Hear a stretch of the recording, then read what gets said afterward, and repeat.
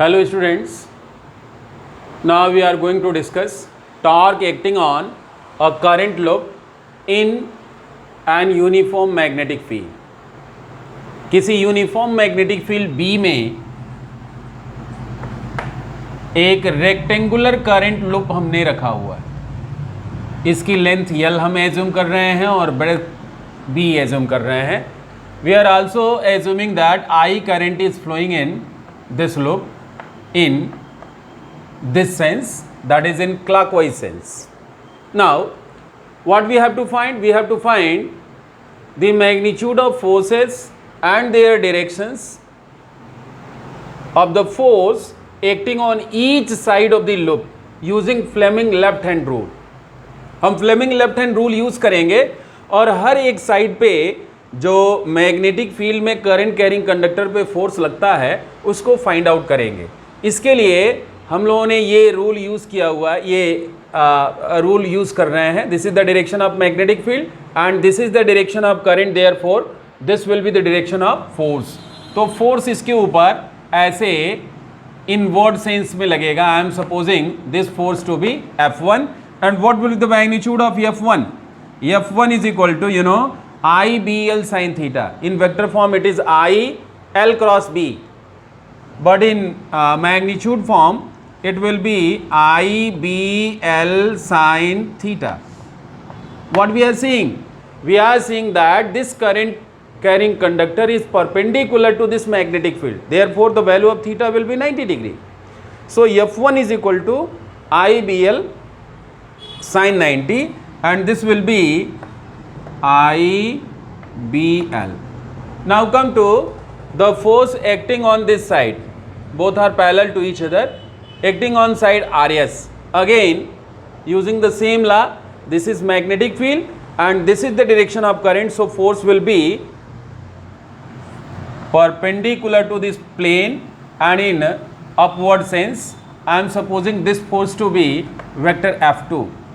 You can see the magnitude of forces F1 and F2 both are same. So F1 is equal to F2. Both are same in magnitude. Now come to the force on QR and SP. What will be the force on this? This will be in this sense. So this is F3 and this one is similarly you can find this will be F4 because this is the direction of force, this is the direction of current, this is magnetic field. So thumb will indicate the direction of force.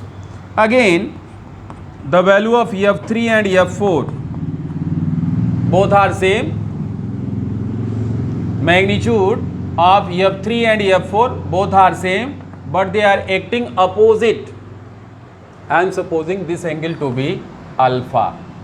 If this angle is alpha, then what will happen to this force? IBB. The length of QR and SP is B sin alpha, because the current carrying conductor makes angle alpha with the direction of magnetic field. So this is F3 and F4. What you are seeing from the figure? We are seeing from the figure that the line of action of forces F3 and F4 are same, but they are equal and opposite, so they cancels the effects of each other. अब ये एक दूसरे के effect को cancel कर देते हैं, इसलिए हम सिर्फ और सिर्फ वेक्टर F1 और वेक्टर F2 को ही देखेंगे, इनके इफेक्ट्स कैंसिल नहीं होंगे। एक्चुअली ये एक कपल फॉर्म कर रहे हैं, यानी इस लूप को ये रोटेट करने की कोशिश करेंगे, ये इस सेंस में इसका रोटेशन होगा। यही टार्क फाइंड करने के लिए हमने इस साइड QR को यहाँ पे एज सच कॉपी कर लिया है। आप देखें इसमें करंट अपवर्ड सेंस में जा रही है, इसलिए लिखा हुआ है I अप, और यहाँ करंट डाउनवर्ड सेंस में आ रही है, I डाउन लिखा है। इन दोनों फोर्सेस को F1 और वेक्टर F2 दोनों फोर्सेस को हमने यहाँ रिप्रेजेंट कर लिया है। एक्चुअली हमें टार्क फाइंड करना है। एक नई चीज़ यहाँ पे ली गई है, हमने इस क्वाइल इस लूप का एरिया वेक्टर लिया हुआ है। आपको पता है कि एरिया वेक्टर हमेशा इसके प्लेन के परपेंडिकुलर होता है। तो ये हमने, this is the plane of the coil and this is perpendicular, that is area vector of the loop. अब हमें टार्क फाइंड करना है। You know the breadth is equal to B. I am supposing this angle to be theta, means we are assuming that the area vector, that is the perpendicular to the plane of the coil, is making angle theta with the direction of magnetic field. Now what will happen to this? If this angle is theta, then this will be theta and this is 90 degree, therefore this will be equal to 90 minus theta. और जब ये 90 minus theta होगा, ये 90 है, तो जाहिर तौर पे ये एंगल थीटा हो जाएगा। अब टार्क का एक्सप्रेशन हमें पता है, torque acting on the loop tau is equal to any one force F1 or F2 multi the perpendicular distance between the line of action of F1 and F2, perpendicular distance between vector F1 and vector F2। तो line of actions आपको देखने हैं इसके। यहाँ पे देखें, this is the line of action of force F1 and this is the line of action of force F2 and this will be the perpendicular distance, means if this is B and this angle is theta, so this is perpendicular and perpendicular is equal to hypotenuse multiplied by sin theta, so it will be B sin theta. This will be B sin theta.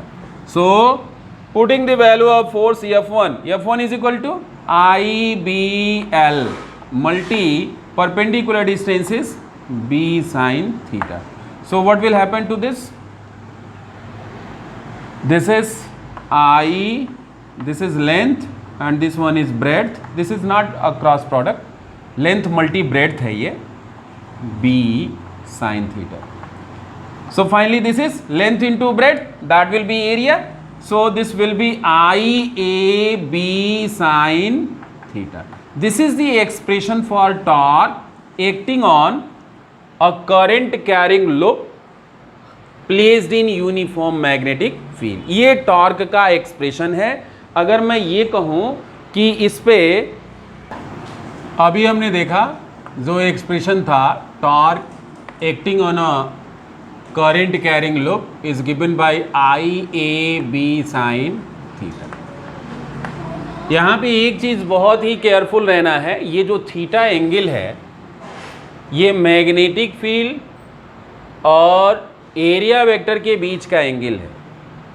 अगर कहीं पे जो coil है, coil magnetic field से theta angle बनाती है,